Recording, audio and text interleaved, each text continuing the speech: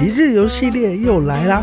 连假出游不知道去哪吗？今天就带大家走一趟超轻松的北部滨海一日游。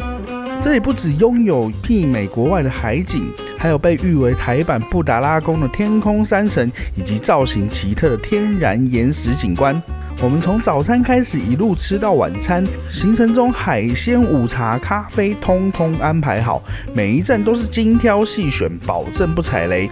这次特别要介绍像冲绳渔港食堂般的鲜美海味，还有锅气满满、好吃到感动流涕的海鲜炒饭，好吃好玩景点美拍一次满足。跟着我们走，这集绝对会让你放假不再烦恼哦。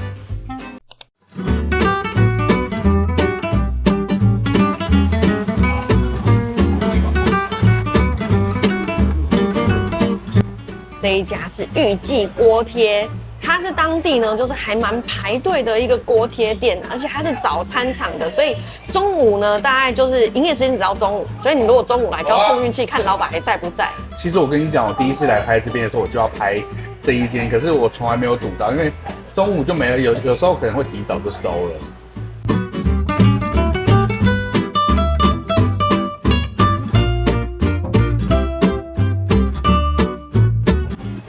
这家啊，其实呢，有时候连平日啊都还蛮排队的，所以要吃到说真的不是那么容易，而且你要有时间、有耐心的去等待。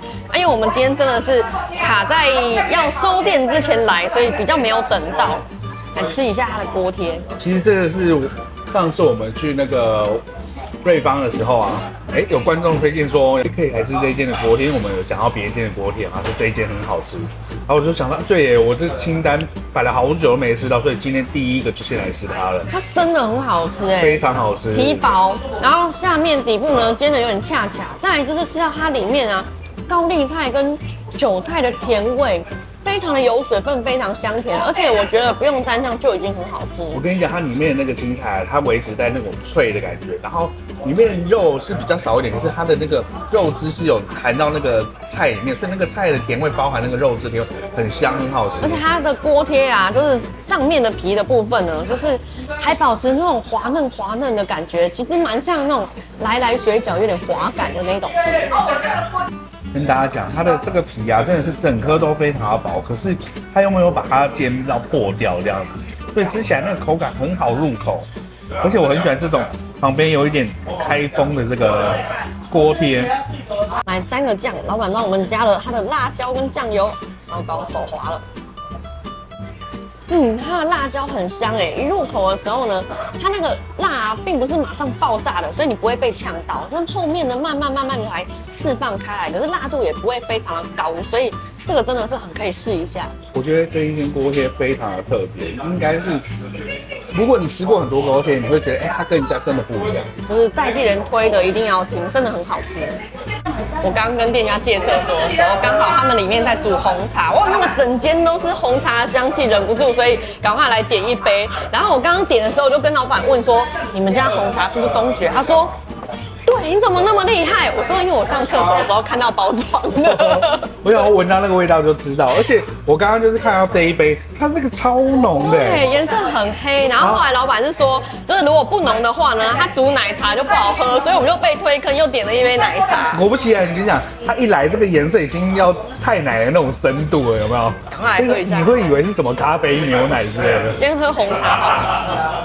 还有浓度啊非常高，因为我们知道说摩斯也是用东爵红茶嘛，它的浓度大概有摩斯2倍浓，可是我觉得直接喝起来还是舒服的。那还有一个优点就是你可以回去自己再把它稀释成就是更大杯这样。对，它这个一杯抵2杯。然后它的汤啊，我觉得喝起来是蛮舒服的，虽然也是有甜度，可是不会喝起来嘴巴黏黏的。那如果你回去再把它稀释，就是加很多冰块再稀释成2倍的时候呢，糖度又会减低一定。因为我比较喜欢喝不甜的，好喝奶茶。奶茶更好喝，对不对？赞哦，真的，因为它奶茶也很明显，茶味也很明显，然后喝起来还蛮香的。这个绝对是一杯很棒的早餐店奶茶。更正一下，是摩斯的奶茶。可是我觉得它比摩斯奶茶好喝。所有只要放茶包下去泡的奶茶，它的茶包永远泡不开，所以你后来都会喝到很稀的奶水的感觉。所以摩斯不是不好喝，是不够浓。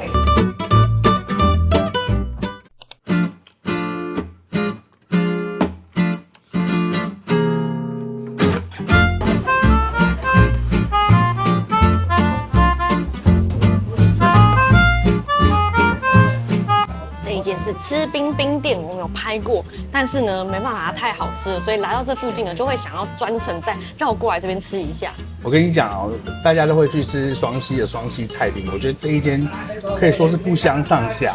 然后我跟你讲，这一间店你经过的时候太有趣了，因为它就在庙底下，所以你会觉得说，哎，怎么一个庙下面这么多人坐在那边？你仔细一看，就发现大家都在吃饼。所以不管是食物啊，还是氛围啊，这都是一个还蛮特别的地方。对，重点是冰非常好吃。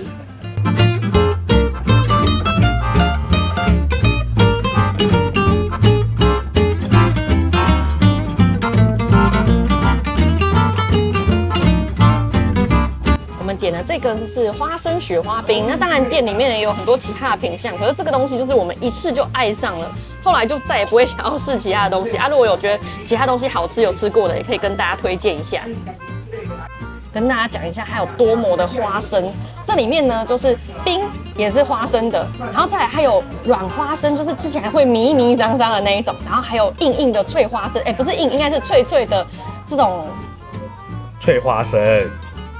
这虽然都是花生，可是我觉得是3种不同的花生交响曲，因为它的硬度、口感啊，还有它的味道啊，都稍微有点不一样，所以你吃起来呢是很有层次感的，并不会说啊，好像就是全部都是花生，都是同一种味道。它其实不是稍微有点不一样，是完全不一样。一个是绵绵冰的那种绵感，然后一个是脆花生的脆感，然后跟花生的绵感。对，但是除了口感之外，我觉得味道也是稍微有点变化，你细细的吃可以吃得出来。我很推荐大家来吃，因为你在台北完全不可能找到这种东西，太难了啦。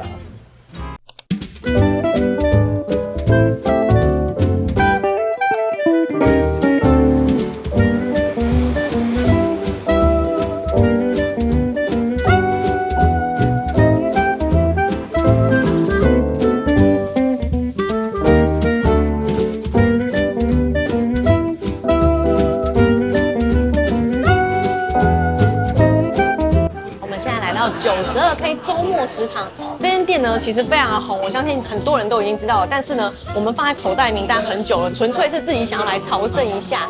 那它叫周末食堂呢，就是它一周呢，其实就是只有开4天，现在是4、5、6日这4天。然后如果你想要来吃的话，千万一定要先定位，因为我们今天是礼拜4来，下午的时间，其实店里面呢是客满的状态。我觉得这边很舒服像我们现在是坐里面，你看外面，哇，看着海吃饭啊，喝咖啡多爽。我本来想说啊，来这边呢一定要坐海边的位置才有它的价值，可是没想到呢，坐在室内也很不错，因为很凉快，然后呢还有一个小小的窗景可以看海。我觉得我们今天运气蛮好的，快到这个就是可以看外面的风景，这样看更有层次感。好，我们等餐来。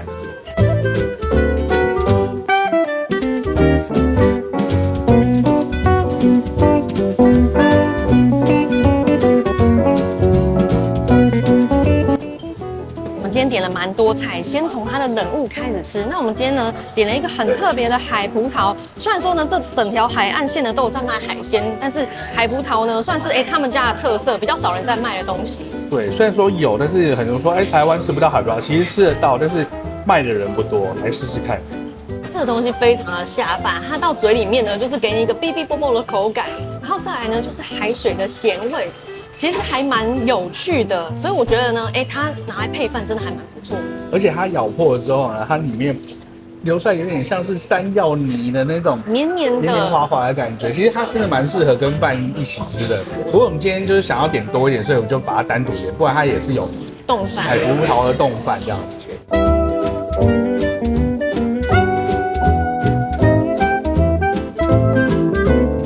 这个是生食的文仔鱼，布拉提大家吃的都非常多，可是呢，我们真的很少在市面上能够吃到生食的，因为我们在市场上看到大部分都是已经先炒过、处理过的。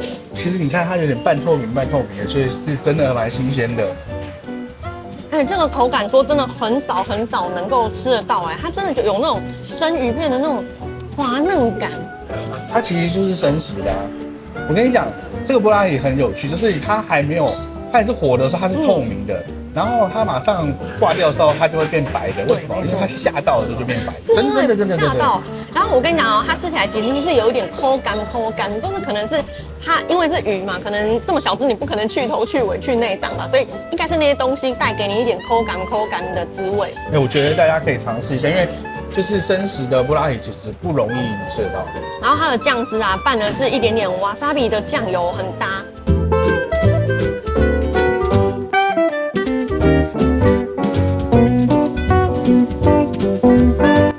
这个是盐烧9孔包，今天的价钱呢是250元，然后8颗。可是上来的时候，我觉得是稍稍的有一点点小颗。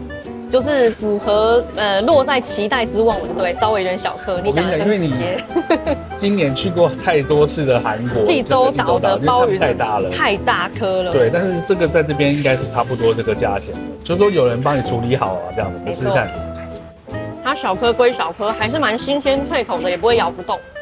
吃得到那种海的味道，还蛮香，而且它外面好像有围起来，那感觉好像就是像9孔的地方，我不确定。其实从刚刚到现在点的菜啊，我觉得都还蛮适合配饭的。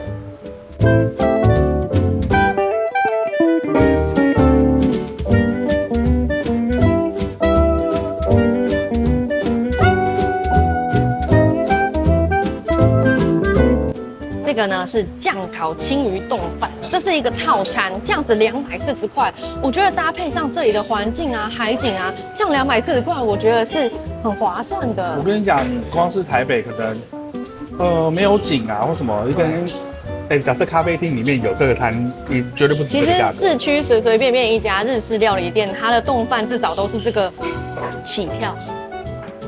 这个它的青鱼，你看这样肥滋滋的，烤得非常漂亮，而且也不小只哦。对，而且它饭煮的看起来非常的棒。我现在吃吃看青鱼好了。皮有酥脆，而且真的它的油脂是含在肉里面的。那个品质很高哎。它是有抓一点酱，对不对？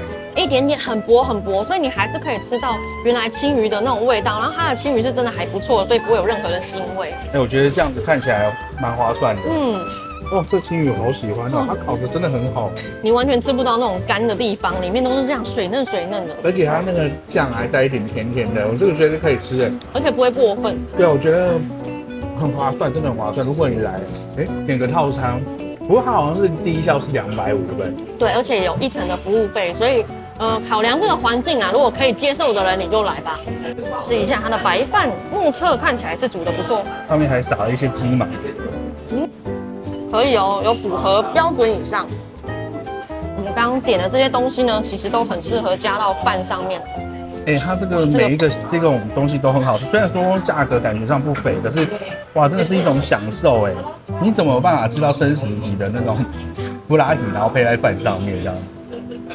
所以我吃到生鱼片冻饭的感觉，只差这个饭不是醋饭而已。这个你看它的眉毛，超好吃的，而且我觉得你说价格不菲，但我觉得这样子150，我觉得我自己觉得是还好，因为它布拉提就是很小只，它要弄成这样一小碗，需要多少只啊？海葡萄一起吃，我刚刚就很想要把它跟饭一起吃。其实他们家也有就是海葡萄冻饭的套餐，那如果你没有点套餐却想吃海葡萄的话，你也可以这样试试看，就是一个海味冻饭。我刚刚点头如捣蒜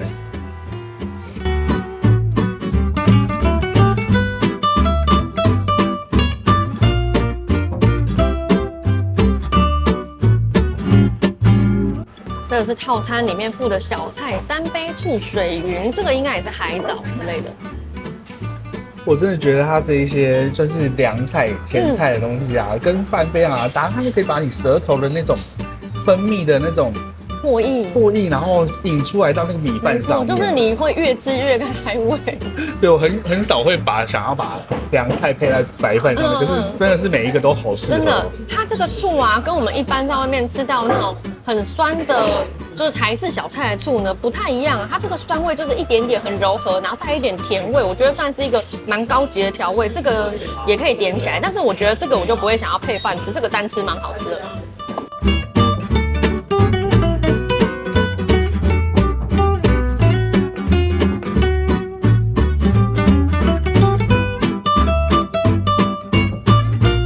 这个是套餐里面附的汤，其实它喝起来呢，跟一般我们在喝的海带汤呢是一样的味道，然后淡淡的海味不会太重。可是你仔细看它里面的海藻呢是比较特别的，就是不是一般的海带，所以我觉得不管是视觉上啊，还是味觉上啊，其实都还蛮有趣的。它里面的料啊，其实 QQ 弹弹的，所以吃起来有一种弹跳感，不知道怎么讲，就是一种少女心会喷发的感觉。他把很多东西都切得细细碎碎的。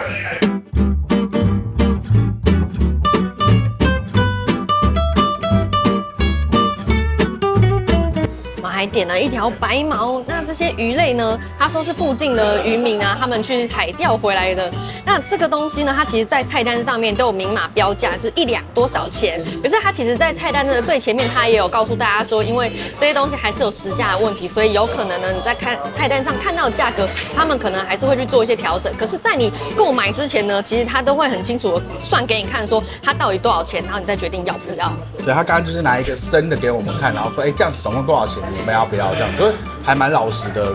对，那重点是我们刚刚你不一定来就一定点得到，因为他那个菜单每天都会在上面点一个红点，说啊有的东西他才会点红点。今天有的鱼货是哪些？然后呢，像我们刚刚问说，请他推荐说我们想要吃烤的鱼，那你比较推荐哪一些？然后他就问我们说，你们几个人？2个人。那他们有一条比较小的白毛，这样子。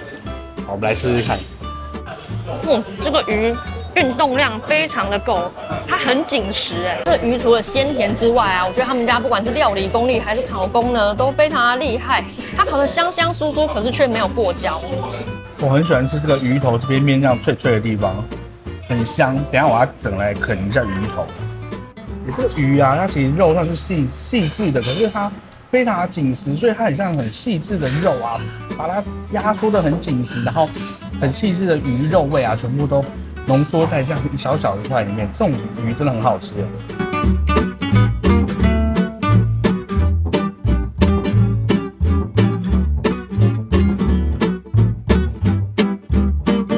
这是我们点套餐加180所得到的副餐。它的副餐呢，就是每天它会做10种的甜点，然后里面呢去挑选2种随机出。那饮料的话呢，就是你可以挑选菜单里面90块以下的选项，如果超过的话呢，补差价就可以了。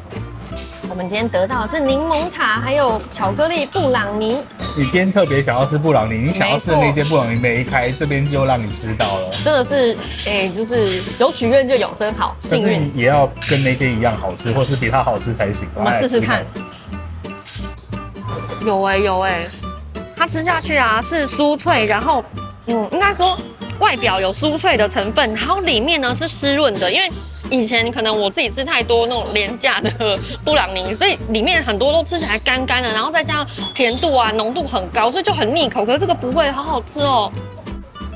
这个柠檬塔看起来也很不错，它的塔皮啊非常的酥脆，可是不会过硬。然后再来里面柠檬的成分呢，就是酸酸甜甜，可是都不会过分，就是一种很淡雅的感觉，还不错我觉得他们甜点我们都蛮很喜欢，就是会唯一的缺憾就会觉得说你做的这么不腻口，好想要再多吃一点。这个是副餐的黑咖啡，来喝一口看看。它的黑咖啡也非常的好喝，而且跟它的甜点很搭。我觉得来这边呢，如果你就算是不吃生食、不吃海鲜啊，你点个套餐，点个甜点啊、咖啡的也非常的棒。低消250，所以不行，只点这个。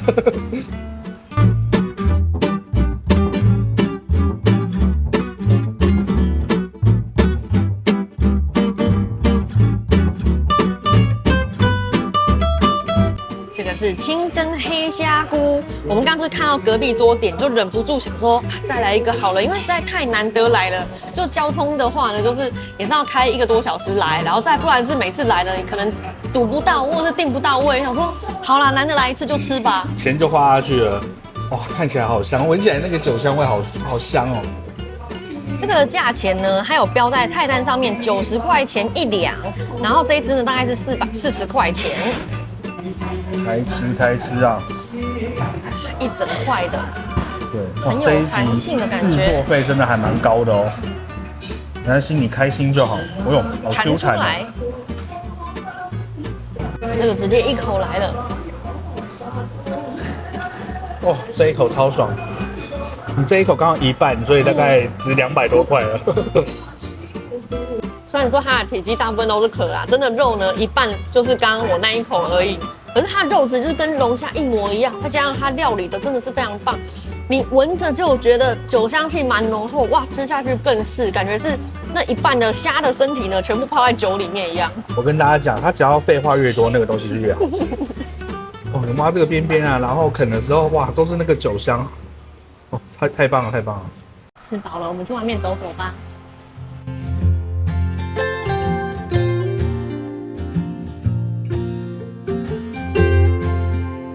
如果刚好被分配到里面用餐的话呢，吃完饭其实也可以到外面走走看看海，非常的漂亮。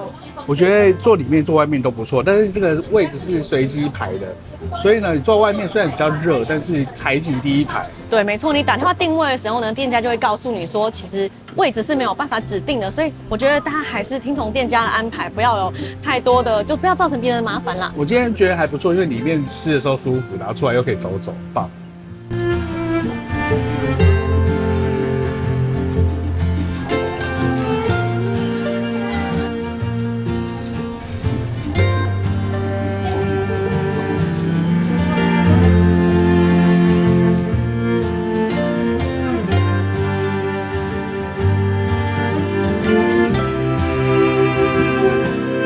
这里可以说是一个景点呢，外面很漂亮海很清澈。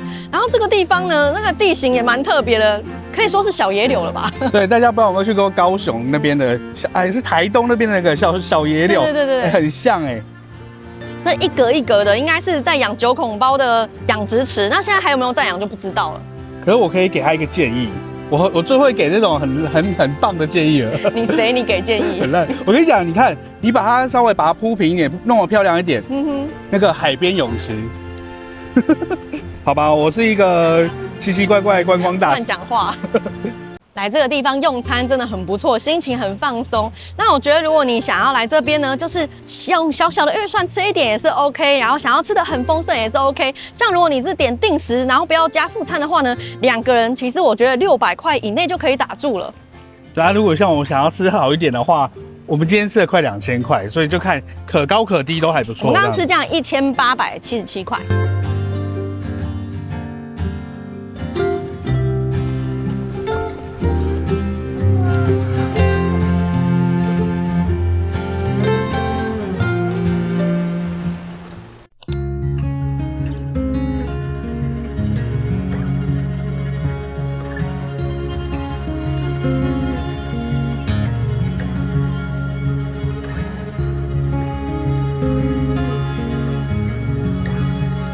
我们现在来到东北角上啊，一个很著名的景点叫做南雅奇岩，它被誉为台湾的36秘境之一。那来到这边呢，就主要是要看3个东西：竹笋岩、海狗岩跟双麒麟岩。因为我自己是觉得呢，那个比较尖尖像塔形的，你要说它是双麒麟也 OK， 要说它是竹笋也 OK， 它们2个应该是一样的形状。那刚有人来到这边呢，说它像千层蛋糕，我倒是觉得人家讲的比较像啦。所以它这个叫什么？这个是双麒麟岩。双麒麟哪里双哪里麒？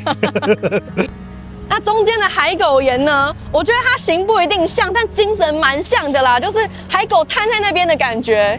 我倒是觉得这一个啊，它蛮像什么白骨的，什么排骨岩，反正随便大家讲嘛，对不对？各自想象。南雅奇岩的形成呢，主要是因为这边的地形呢，它是砂岩，然后再加上常年的海风、海浪的侵蚀，然后造就了这个奇特的景象。那其实呢，就是这个石头里面它含有一些铁质的矿物在里面，所以经过风化了之后呢，它里面的铁质就跑出来，然后再经过风化，大家都知道嘛，铁就是风化久了之后跟空气什么作用，它会变成有点红色的褐色。对，所以你就可以看到呢，它的纹路就是一层一层的，这样蛮明显的。主要就是这个红色呢，跟它一般的其他岩石比较没有铁质的这个成分呢去交错形成的。哦，这种地方真的是蛮漂亮的。我就飞空拍给大家看啦，话不多说啦。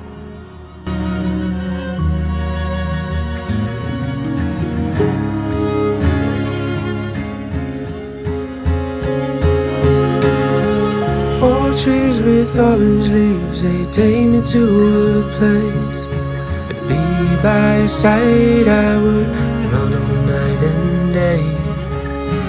Tall pines and fall lines, I'm glad that we are home.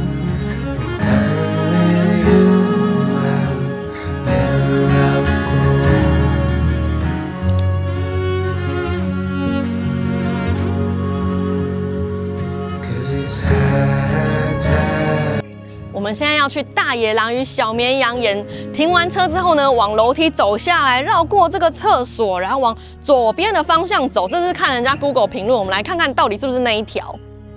绕过厕所之后呢，有2条路可以选，左边应该是指这一边吧？我们走走看。好，感觉是另外一条，被骗了。或是我们的解读有问题，我们走回去吧。不过这里出来还蛮漂亮的，而且算是一个制高点，蛮没有遮蔽的。这里拍照片也很漂亮，还好我有弯过来这边看一下，结果人家说的是对的，他在那个下面，他这样走下去真的蛮困难的耶。哦，不过因为我们刚刚就是看到这边漂亮，过来看一下，就没想到就看到了。好，没有走错，没有走错。如果能重来，我还是选李白。刚才上面看觉得非常恐怖，但是走到我现在这个位置呢，它下面其实2侧都有石头挡住，所以不至于会掉下去。可是真的还蛮陡的，而且脚步也要很小心，要放低身段，慢慢的走，好吗？对，我在这边拍给大家看就好，你小心哦。好，还是你就不要下去了，这样看到就好了。可是很多人在那个地方拍照真的很漂亮哎，我觉得大家自己斟酌，我不鼓吹，真的很危险。对，大家自己斟酌啦。我自己不下去，你要下去你自己下去，要拍照你自己拍。我觉得真的是要下去的人啊，还是斟酌一下，要注意安全，因为这还是有点陡啦。那长辈的话，我是比较不建议你来啊。每一个脚步要踩好再移动哦。他平常连一个小水池都懒得下去，表示这个真的有够漂亮，他才要下去。对，像我就不想，我很怕我的设备摔倒。跟大家说，我就到这里了。最后一步呢，我觉得还蛮难的，所以我就不想下去了。有人是可以坐在那个 U 型上面拍照的，可是真的要非常的注意安全，大家就是自己评估，我觉得最好是不要，真的蛮危险的。然后大野狼与小绵羊岩呢，其实指的就是这个，他说的就是这个头呢长得像大野狼，不对，这边是绵羊，然后那边的头呢长得像大野狼，嘴巴张开的样子。但我是觉得没有那么像啦，大家自行想象咯。不过这个2个感觉好像是以前是可以合起来，感觉有可能哦。对啊，其实我还是分不出来谁是大野狼，谁是小绵羊。这个画框非常的漂亮，如果刚好又有太阳啊，或是月亮的话，可能就拍不到漂亮的画面。太阳的话呢，这样就是会有一个很漂亮的构图。这个真的还蛮漂亮的。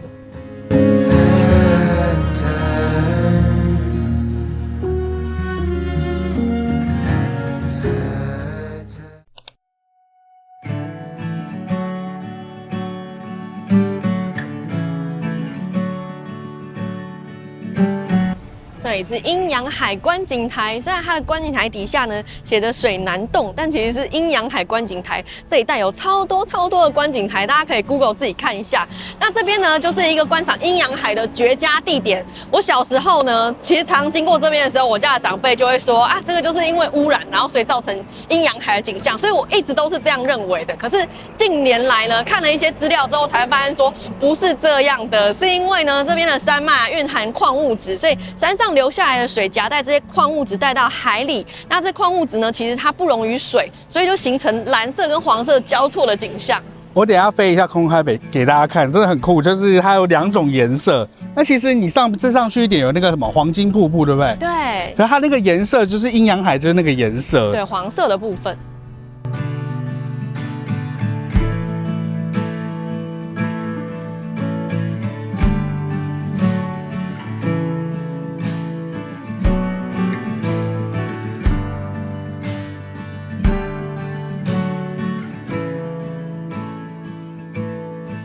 这边是一个全天候都适合的景点，它这个观景台底下有个很大的停车场，好像开放到晚上9点的样子，然后还有一个厕所，所以在这边休息暂停一下是非常合适的。那除了白天啊，你可以拍阴阳海之外呢，这样当然这个地方看夕阳非常漂亮。晚上的话呢，后面的13层遗址它会点灯，所以你拍夜景也是超棒。我们转过去给大家看。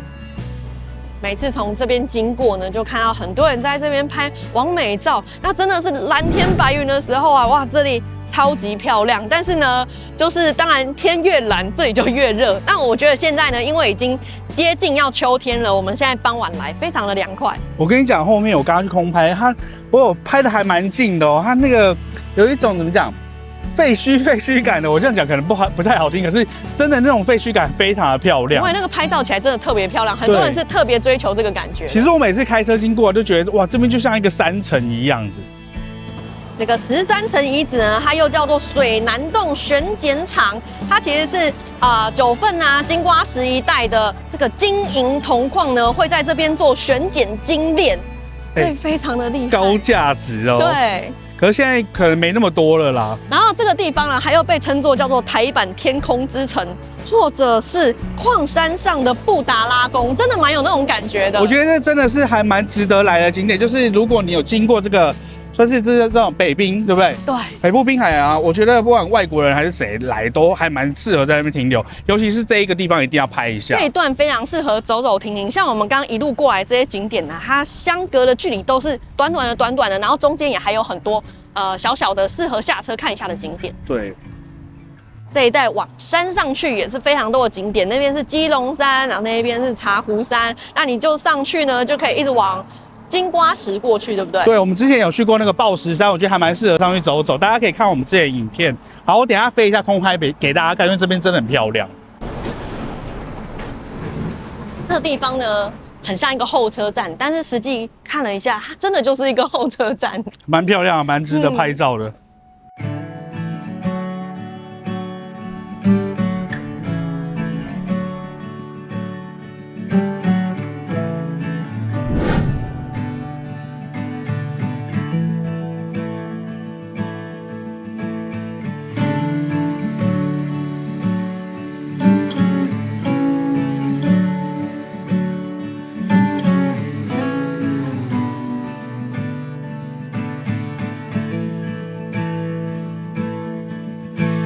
Summer air waves through her long soft hair.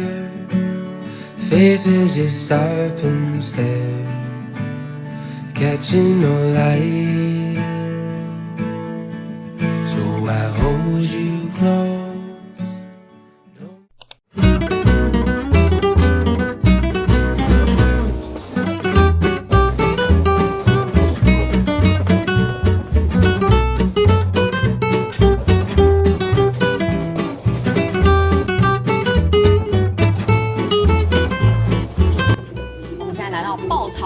又回到深澳来，就是我们早上刚开始来的地方。那想说，这间店呢，我们也是存在名单里面蛮久的了。当时呢，评价数还没有那么多，那现在评价数它也慢慢的累积起来了。那本来是想说，看到这家店呢，它有咖喱炒面，想要来试一下。就走到门口的时候，我看到人家点那个炒饭也是太香了。我跟你讲，你经过，然后你就闻到好香的炒饭，他们炒在那边炒饭太香了。后来想说哇，点个炒饭来，然后后来我们就看评论，就大家都说哇，炒饭一定要点，但是又有人说炒面一定要点，所以算了，就都吃。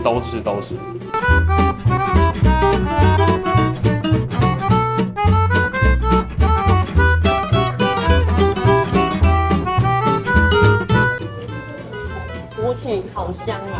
你刚刚吃下去一口还就就是有这么好吃，超好吃的，会不想讲话，想要赶快继续吃下去的那种感觉。它里面的海鲜料啊，都超新鲜的。那我刚开始看这本炒饭的时候，是被它的名字吸引的，它叫做“biang 叫炒饭”，是什么？现在不是很流行什么死语复兴运动吗？已经很久没有听到人家说什么 biang 这样子。我跟你讲，你千万不要走路经过他们正在炒饭的时候，那真的是香到会。你就一定会魂被勾进来，然后肉体也被勾进来。他们的店名都要爆炒一番啊，完全就有符合他们那个店名的主题。而且我刚刚看那个两个在炒的是看起来很年轻，大概就是20岁出头，或是可能我高中生之类，长得真的很年轻。然后那个炒工很好啊，试试看继续吃。炒饭它的锅气啊，真的是非常的香。它这一份130，我觉得里面料是非常的丰富，然后有这个应该是。泡 Q 之类的东西，还蛮值得。然后那个辣椒这样子，哇！而且我跟你讲，它的虾啊，你看颜色就知道是鲜虾，不是那种泡过的。那海鲜真的很新鲜，很好吃。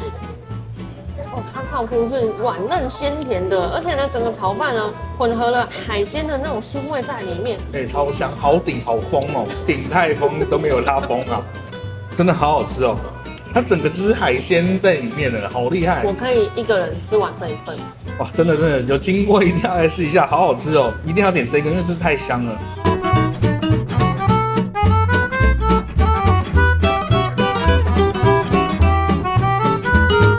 这是咖喱海鲜炒面，我觉得蛮有趣的，是说海鲜炒面跟海鲜炒饭啊，里面的料是不太一样的，所以我觉得就算你是2个一起点起来呢，你可以吃到不一样的东西，不会觉得重复性很高。你看鹅啊、蛤蟆。然后大只的鲜虾，哇，那是鸡南佛鹅啊了，还蛮肥的。来试试看，它那个面已经都吸进去了，赶快吃，赶快吃，吸了那个咖喱酱。这咖喱炒面啊，不会输基隆那些名店的咖喱炒面。它咖喱呢味道非常的香，你在拌的时候就已经可以闻到，所以从闻的嗅觉上面就可以猜到你吃起来的味道是什么样的。那真的吃起来就跟你闻起来的非常的一致。它这一盘多少钱？95块。哇，还蛮行的。回来试试看。它里面那个虾子啊，非常的饱满。对，它也是新鲜的。刚刚你说你只想吃炒饭，那现在让你再选，你要选哪一个？小孩才做选择，全部点起来。真的，如果你有选择困难，你就都点。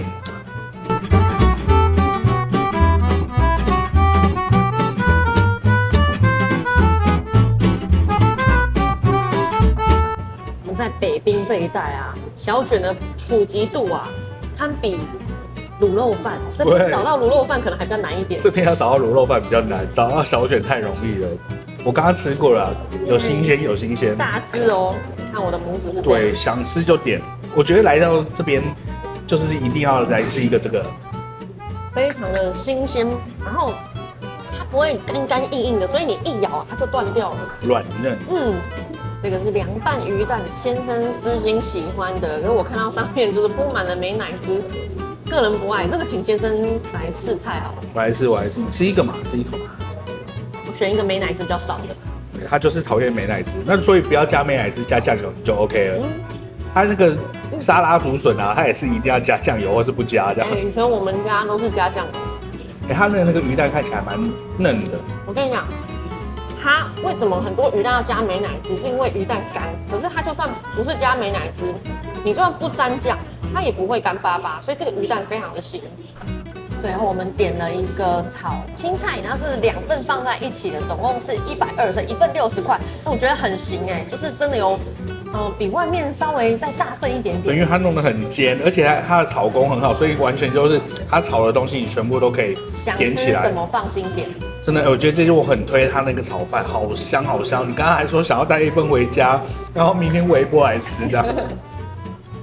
我们来总结一下，今天就是一个很轻松的北滨美食景点1日游。那其实呢，我们就是从瑞芳这个方向呢往贡寮开。那沿途呢，就是我们今天拍摄的东西都在这个沿途上面。我们今天应该算是从深澳开始，然后再回到深澳。没错，然后就从早餐开始吃。那我觉得呢，因为沿途的这些景点呢，除了第一家锅贴你必须要在去程的时候就安排要吃之外，其他你不管是去程吃或回程吃，都是很顺路很 OK 的，就看你自己的喜欢。你自己的安排，那这些景点呢，也是都在路上，它算是一个非常轻松的，就是你只要停车下来，稍微拍拍照，走一下下就可以 OK 的景点。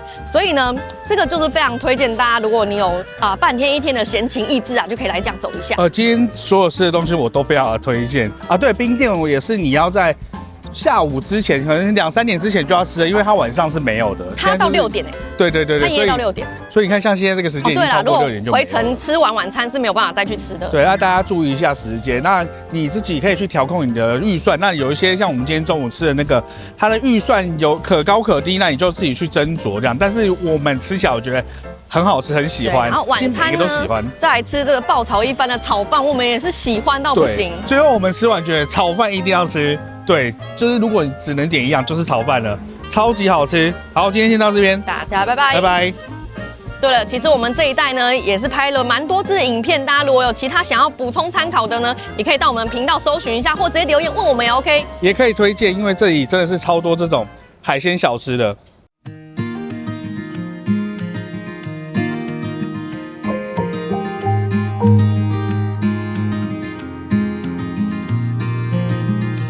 Strolling far from home in a ride again.